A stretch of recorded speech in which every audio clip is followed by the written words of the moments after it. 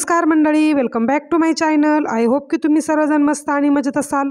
तर गेले काही व्हिडिओमध्ये तुम्ही पाहिलं असेल की मी रक्षाबंधनसाठी गावी गेले होते आणि 8 ते 9 दिवस मी गावालाच होते। तर जेव्हा कोणी लेडीज घरातील गावाकडे जाते किंवा बाहेर जाते तर आल्यानंतर जी काही घराची हालत होते ती तर बघण्यासारखीच असते। होप सो की तुम्ही ह्या गोष्टीशी माझ्याशी खूप जास्त रिलेट करत असाल। जेव्हा कुठे आपण बाहेर जाऊ त्यावेळेस आपल्याला एक ना एक दिवस घरातून आठवत असतो की घराची हालत किती बेकार झालेली असेल। तर असो इथे आल्यानंतरच मी घराची डीप क्लिनिंग करण्याचं डिसाईड केलं, कारण की जोपर्यंत क्लिनिंग होत नाही तोपर्यंत मला काही चेन देत नाही। कारण की घरात झालेला पसारा वगैरे ह्या सर्व गोष्टी पाहून मी खूप जास्त अनकम्फर्टेबल आणि नर्वस फील करते। कारण की जेव्हा कोणी ब्लाऊज वगैरे स्टिच करण्यासाठी माझ्याकडे येईल आणि घरामध्ये जर पसारा वगैरे दिसल तर मला खूप जास्त वेगळंच म्हणजे एक वेगळंच फिलिंग वाटतं की खूप जास्त पसारा आहे वगैरे हे। आणि ब्लाऊज वगैरे शिवला तर लगेचच मी क्लिनिंग वगैरे करून घेत असते, कारण की सारखं कोणाचं ये जा चालूच असतं त्यामुळे। आणि आपल्याला सुद्धा स्वतःला हे सर्व पाहण्यासाठी चांगलं वाटत नाही की घरामध्ये पसारा वगैरे आहे। आणि लहान मुलं असेल की पसारा वगैरे झाला की मुलं देखील सारखे आजारी वगैरे पडणं ह्या सर्व तर गोष्टी होतच राहतात। सगळ्यात आधी तर मी किचन क्लीन करायचं डिसाईड केलं, कारण की जेवण वगैरे बनवायला लागतं, त्यासाठी सर्व भांडे वगैरे क्लीन असेल तर स्वयंपाकाला देखील खूप मदत होते। त्यासाठी जे काही किचन रिलेटेड गोष्टी आहेत त्या सुरुवातीला क्लीन करून घेतल्या। तर किचन आणि किचन टॉप वगैरे जो आहे तो पूर्णच मी क्लीन करून घेतला। गॅसची देखील डीप क्लीन केली। आता ते सर्व तर मी व्हिडिओमध्ये नाही दाखवलं, कारण की व्हिडिओ जो आहे तो खूप जास्त लेंदी होईल। आणि किचन क्लीन करण्याची जो काही व्हिडिओ आहे तो याआधी पण मी शेअर केलेला आहे, काही टिप्स देखील दिलेल्या आहेत, तो सुद्धा व्हिडिओ तुम्ही आधीचा पाहू शकता।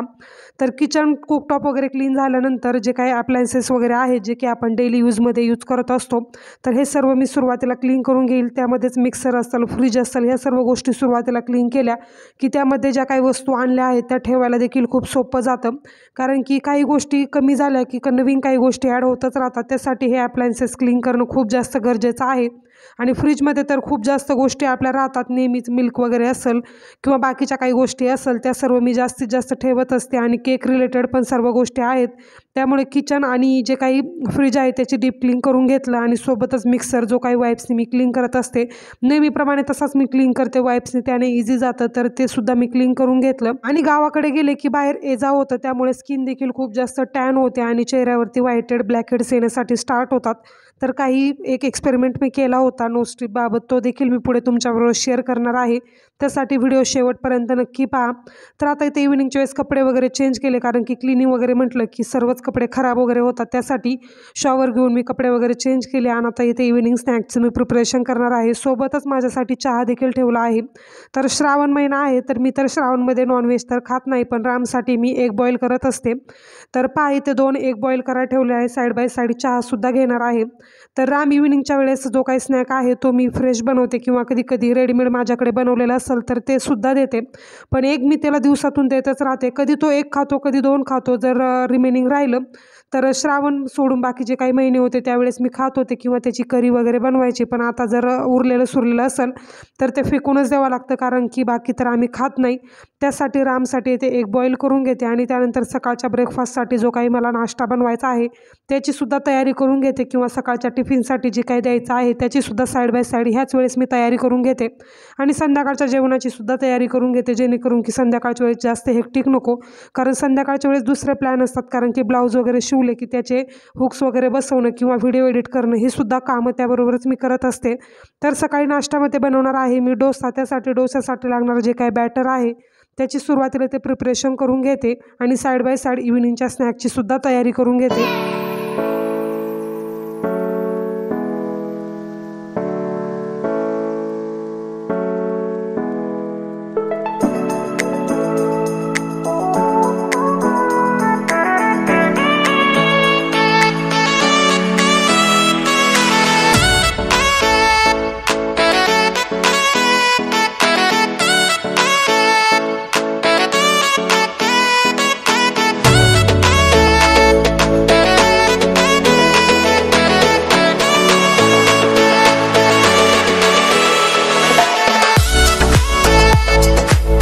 मुलांसाठी जे काही मी दिवसभर जेवायला बनवत असते ते बनवणं आता खूप जास्त कमी झालेलं आहे, कारण की माझ्या जेवणासोबतच मी रामला जेवायला घेत असते आणि यामुळे मला खूप जास्त बेनिफिट होतो, कारण की माझी बाकीची कामे पण आवरतात आणि माझ्यासोबत त्याचं जेवणसुद्धा होतं. आता जेव्हा पण मी राईस वगैरे किंवा शिरा वगैरे बनवत असाल त्यावेळेसच रामसाठी पण बनवते आणि मला देखील जास्त गोड आवडत नाही, त्यामुळे माझ्यामध्येच थोडंसं कमी गोड करून असं रामला मी बनवत असते. आणि जे काही स्वीट पदार्थ मी बनवत असते त्यात बहुधा मी जे काही जॅगरी पावडर असेल किंवा जॅगरी असेल त्याचा यूज करत असते. आणि मुलांना थोडीशी जॅगरी वगैरे खायला दिली की बोलण्यामध्ये पण मुलांच्या स्पष्टपणा दिसतो. आता माहीत नाही हे मिथ आहे का काय, पण हे असंच आहे. जेव्हा पण मुलांना तुम्ही थोडीशी जॅगरी पावडर किंवा गूळ वगैरे खायला देता त्यावेळेस मुलांच्या बोलण्यामध्ये एकदम स्पष्टपणा जाणवतो. त्यासाठी दिवसातून एक थोडासा गुळाचा खडा जरी मुलांना खाण्यासाठी दिला तरी ते चांगलंच आहे. बहुधा आपण मुलांना असं करतो की साखरेचे पदार्थ खूप जास्त खाऊ घालतो. आता याचे जे काही तोटे वगैरे आहे किंवा ड्रॉबॅक्स आहे हे लहानपणी आपल्याला दिसत नाही, पण जेव्हा जशी जशी मुलं मोठी होत चालतात तसं तसं त्यांच्यामध्ये काहीतरी चेंजेस असेल किंवा बाकीचे जे काही डिसीज वगैरे असेल ते होण्याचे जास्त चान्सेस असतात. त्यामुळे आपल्यासोबत जे झालं ते मुलांसोबत नाही व्हावं म्हणून लहानपणापासूनच मुलांची थोडीशी काळजी घ्यायची. तर आता मी तर न्यू मॉमच आहे, म्हणजे माझा एकच राम हा एक मुलगा आहे आणि त्यामुळे जास्त मला काही एवढे अनुभव नाही, पण जे काही आहेत ते मी नेहमीच तुमच्याबरोबर शेअर करण्याचा प्रयत्न करते, जेणेकरून की तुम्हालासुद्धा त्याचा फायदा होईल. आणि खूप गोष्टी आपण ह्या ऑनलाईन पाहून किंवा दुसऱ्यांकडून शिकत असतो. तसंच माझ्या बाबतीत आहे, जे काही मला माहीत नसतं किंवा ज्याबद्दल मला शिकण्याची उत्सुकता वगैरे आहे सुरुवातीला तर मी यूट्यूबच रेफर करते.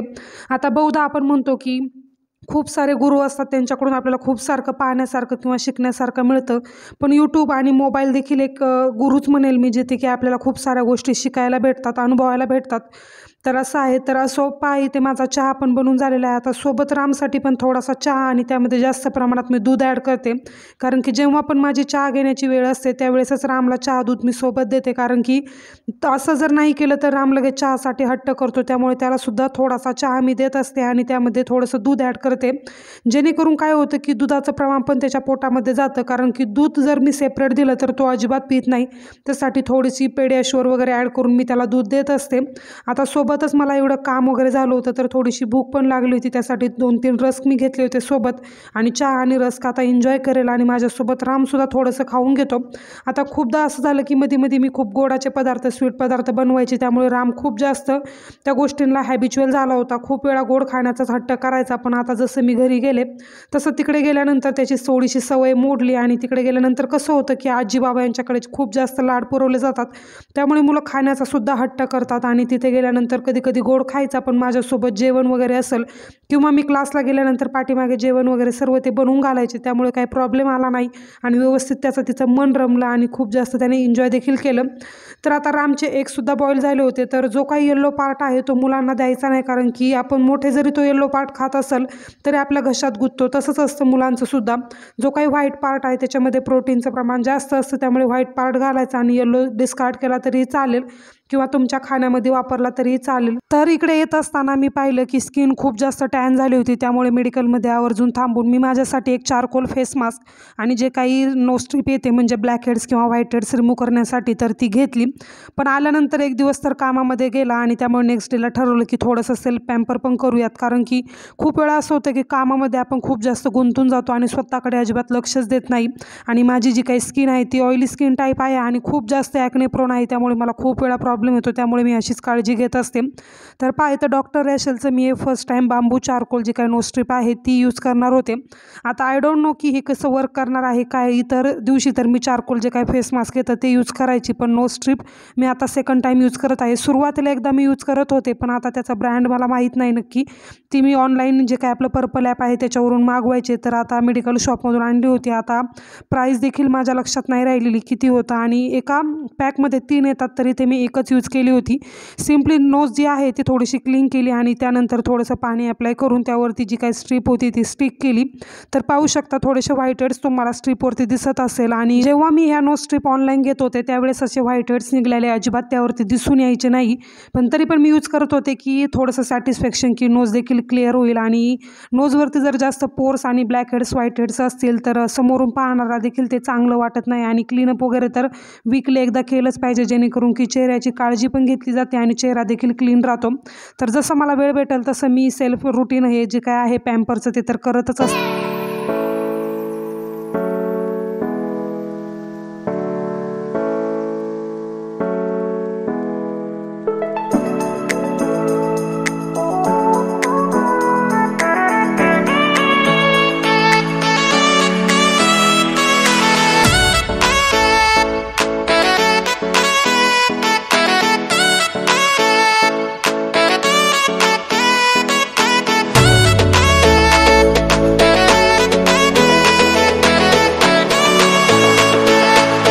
दिवसांपूर्वी मी गेले होते तुळशीबागमध्ये, तर त्यावेळेस मी जे काही चॉपर आहे ते तिथे परचेस केलं होतं आणि व्हिडिओमध्ये हे सुद्धा सांगितलं होतं की मी ज्यावेळेस यूज करेल त्यावेळेस तुम्हाला सांगेल की कसं होतं कसं नाही.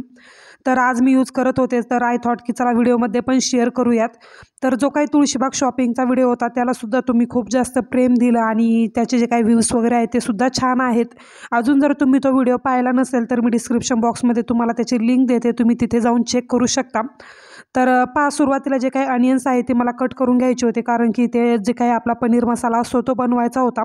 तर म्हटलं आज आणलेलंच आहे तर यूज करून पाहूयात. तर सुरुवातीला जे काही अनियन्स आहे ते मी साल वगैरे बाजूला काढून घेतली आणि त्यानंतर थोडंसं सुरीच्या साहाय्याने एक कट करून घेतलं मधून, जेणेकरून की कट करायला सोपं होऊन जाईल आणि पटपट चॉप होईल. पण त्याने काही व्यवस्थित झालंच नाही. त्यानंतर जे काही अनियन्स आहे त्याला मी अजून एकदा कट केलं आणि त्यानंतर परत चॉपरमध्ये थोडं थोडं करून ॲड केलं. पण सांगायचं झालं तर हे जे काही चॉपर आहे ते मला एवढं काही जास्त पसंतीत पडलं नाही, कारण की जे काही कटिंग आहे त्याची प्रोसेस खूप लेट होत होती आणि चॉप करायला पण खूप जास्त वेळ लागत होता आणि जी काही दोरी होती, जी काही मी आता तुम्हाला हातामध्ये दिसत असेल, ती ओढायला पण खूप जास्त त्रास होत होता आणि जे काही ब्लेड होते ते 6 होते, पण तरी पण कटिंग काही एवढं प्रॉपर झालं नाही. तर आय थिंक 150 का 200च्या अराउंड मी हे चॉपर घेतलं होतं आणि जेव्हा मी ऑनलाईन चेक केलं होतं, मिशोवरती असेल किंवा फ्लिपकार्टवरती असेल, त्यावेळेस पण ह्या रेंजमध्ये खूप सारे चॉपर्स होते. पण म्हटलं की ऑफलाईन घेऊन पाहूया, कारण की ऑनलाईन खूप वेळा असं होतं की ब्लेड वगैरे असेल किंवा प्रोडक्टसुद्धा वेगळे येतं, त्यासाठी मी ऑफलाईन घेणं प्रेफर केलं. पण जो काही कांदा आहे तो हाताने चॉप केला असता तर एव्हाना माझा चॉप देखील झाला असता, पण चॉपरच्या मदतीने म्हटलं की पटकन होईल. पण पाहू शकता तुम्ही कंटिन्युअसली मी 5 ते 7 मिनटं हा कांदा जो काय आहे तो चॉप करत होते. मला असं वाटलं की जे काही ऑनियन्स होते त्याच्या मी जास्त मोठ्या फोडी केल्या की काय, त्यासाठी मी नंतर मिरची किंवा बाकीचं जे काही मला कट करायचं होतं ते सुद्धा टाकून पाहिलं, पण एवढं काही व्यवस्थित कट झालं नाही. आता त्या दिवशी जेव्हा मी यूज केलं होतं त्यानंतर अजूनपर्यंत मी त्या चॉपरला हातच लावला नाही, कारण की त्याच दिवशी मला खूप जास्त इरिटेट झालं. कारण की कोणती पण नवीन वस्तू आणली की आपण लगेच वॉश करून ड्राय करतो आणि केव्हा ती वस्तू यूज करायला असं होतं. तसंच माझ्या बाबतीत होतं, मी लगेचच वॉश करून ड्राय पण केलं आणि यूज करण्यासाठी घेतलं, पण प्रॉपरली काही वर्क झालं नाही. तर मला नाही वाटत की मी जास्त या चॉपरचा यूज करेल, कारण की चॉपिंग बोर्डवरती यापेक्षा पटपट माझ्याकडून होईल आणि मला सवय आहे चॉपिंग बोर्डवर पटकन चॉपिंग करायची सुरीने, त्यामुळे मी त्याचा जास्त उपयोग करेल. पण कधी जरी मला जास्त गरज वगैरे पडली किंवा जर असं जास्तचा काही स्वयंपाक वगैरे बनवायचा असेल त्यावेळेसच मी यूज करेल. तर असो, एक थोडीशी जे काही प्रोडक्ट मी आणलं होतं त्याचा एक रिव्ह्यू म्हणू शकता तुम्ही, तो तुमच्याबरोबर शेअर करण्याचा प्रयत्न केला. तर यापेक्षा पण मोठाले चॉपर तिथे होते किंवा हँड्सने जे काही ऑपरेट होतात ते देखील होते आणि इलेक्ट्रिक पण होते. पण म्हटलं की सुरुवातीपासून करूयात, कारण की आपण लगेचच एखादी गोष्ट महागडी घेतली आणि लगेचच चांगली वर्क करेल असं पण होत नाही. त्यासाठी मी थोडंसं जे काही चॉपर आहे ते कमी रेंजचं घेतलं, त्यामुळे ब्लेडची क्वालिटी वगैरे जरी चांगली नसेल असं मला वाटतं. तर आता पहा, कांदा तर चॉप झाला नाही, त्यासाठी ज्या काही ग्रीन चिलीज होत्या, मिरच्या ज्या होत्या त्या मी घेतलेल्या आहेत. आणि मिरची जी काय आहे ती स्टोअर करण्याची एक सोपी पद्धत म्हणजे जे काही डेट वगैरे असतात ते काढून ठेवायचे आणि वॉश करून जो काही नॅपकिन किंवा कपडा वगैरे असेल त्यावरती ड्राय करायचे आणि एका बंद पॅक डब्यामध्ये फ्रीजमध्ये तुम्ही स्टोअर करू शकता. जी मिरची तुम्हाला 6 दिवस जाते ती तुम्हाला नक्कीच 2 वीक गेल्याशिवाय राहणार नाही, कारण की मी असंच करते. एकदा हिरव्या मिरच्या बाजारामधून किंवा मार्केटमधून घेऊन आले की त्याचे डंठल वगैरे काढून टाकते आणि त्यानंतर एका पॅक बंद डब्यामध्ये स्टोअर करते, जेणेकरून की त्याची जी काही लाईफ आहे ती जास्त होते, एक्सटेंड होते आणि पटकन सारखी आणावी लागत नाही, कारण की हिरवी मिरची जी अशी आहे ती सारखीच आपल्याला स्वयंपाकमध्ये लागत असते. त्यामुळे मी अशी एक ट्रिक यूज करते जेणेकरून की मिरची मला जास्त दिवस जाते. तर पहा, मी हिरव्या मिरच्यासुद्धा टाकून पाहिल्या पण त्या तर अजिबातच चॉप झाल्या नाही. कांदा तरी थोडा थडका झाला असेल. तर जी काही मला पनीरची भाजी बनवायची होती त्याचा जो काही माझा मूड होता तो सुद्धा निघून गेला, कारण की चॉपिंगमध्ये खूप जास्त वेळ गेला आणि जी काही वस्तू होती ती पण चांगली भेटली नाही, याचं पण थोडंसं हॅसल किंवा हेक्टिक वाटलं मला. तर असो, अशा गोष्टी तर होतच राहतात. आता जे काही चॉपर आहे त्याचं चॉपिंग होण्याचं काम तर झालेलंच आहे. जर हे चॉपर मी जास्त काही यूज केलं नाही तर याचा मी काहीतरी DIY म्हणजे फुलदाणी किंवा फ्लावर पॉट असं बनवण्याचा प्रयत्न करेल, जेणेकरून की ते काय डेकोर पीस वगैरे झालं तर त्याचा तरी घरामध्ये ॲटलिस्ट यूज होईल. तर पाहूयात, ते जर काही केलं तर ते सुद्धा तुमच्याबरोबर नक्की शेअर करेल. तर आता बाकीचं कुकिंगचं काम तर झालं आणि जेवण देखील झालं दुपारचं. तर आता हा जो काही व्हिडिओ आहे तो कंटिन्युअसली 3 दिवस चालतच होता, कारण की क्लिनिंगमध्ये तर 1 दिवसात तर होणं पॉसिबल नाही. त्यासाठी म्हटलं की थोडं करून आणि व्यवस्थित डीप क्लीनच करूया, जेणेकरून की परत म्हणजे महिनाभर तरी एकतर हात लावायला नको, कारण की ब्लाउजेस वगैरे हे सर्व काम आलं आणि त्यामध्ये क्लिनिंगचं काम पण असलं की खूप जास्त दमायला होतं. तर आता किचनमधले सर्व भांडी वगैरे तर क्लीन झाले. आता मोठं जे काही काम आहे ते म्हणजे फ्रीज क्लीन करायचं, कारण की खूप जास्त फूड प्रोडक्ट आपण त्यामध्ये ठेवत असतो. सुरुवातीला जे काही शेल्फ वगैरे आहे ते सर्व मी यांच्या मदतीने काढून घेतले आणि जो काही रबर होता साईडचा तो सुद्धा काढून घेतला, कारण की तो रबर तर मी सुरुवातीला काढत नव्हते, पण यूट्यूबला पाहिलं आणि त्यानंतर रबर वगैरे यांनी मला काढून दिला. तर त्यामध्ये जे काही कीटक वगैरे होते त्यांनी सुद्धा अंडे घातलेले होते, खूप जास्त खराब झाला होता. आणि ब्रशच्या मदतीने सर्व जे काही शेल्फ वगैरे होते ते क्लीन केले आणि व्यवस्थित फ्रीज असा मी ऑर्गनाईज केला. तर क्लीन करताना मी वाईप्सचाच यूज करते, कारण की वाईप्सने खूप जास्त पटकन क्लीन होतं. आणि कपड्याने जर करायला गेलं तर कपड्यावरती ऑलरेडी धूळ असते, त्यामुळे ती जी काही धूळ आहे ती त्याला स्टिक होते आणि पटकन ज्या काही वस्तू आहेत त्या क्लीन होत नाही. त्यासाठी एक वाईप्स आम्ही यूज करत असते. जे काही मिक्सर वगैरे असेल किंवा फ्रीज असेल हे सर्व क्लीन करण्यासाठी. आणि भांडी वगैरे तर हातानेच वॉश करून मी पटकन लावून दिली ड्राय करून. तर आता व्यवस्थित असा माझा किचनसुद्धा क्लीन झालेला आहे. आणि आजचा हा व्हिडिओसुद्धा मी इथेच थांबवते. आय होप की तुम्हाला आजचा व्हिडिओ पाहायला आवडला असेल. जर व्हिडिओ आवडला असेल तर व्हिडिओला लाईक आणि चॅनलला सबस्क्राईब करायला अजिबात विसरू नका. आणि व्हिडिओ कसा वाटला ते सुद्धा मला कमेंट करून नक्की कळवा.